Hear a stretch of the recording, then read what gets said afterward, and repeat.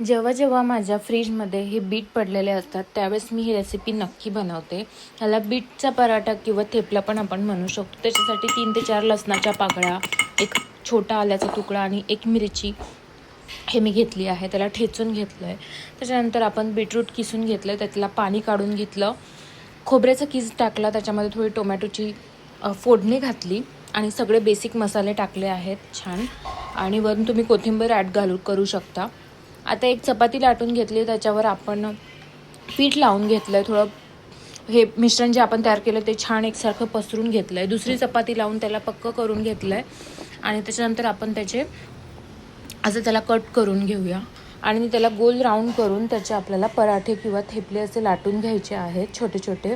आता हा थेपला तुम्ही मुलांना टिफिनमध्ये सुद्धा देऊ शकता, कारण हा चवीला फार छान लागतो. पण एवढंच आहे की तुम्हाला थोडं तिखट तुम्ही अवॉइड करा लहान मुलांना देताना. तरीही आपण पराठा आता छोटे छोटे लाटून घेऊया.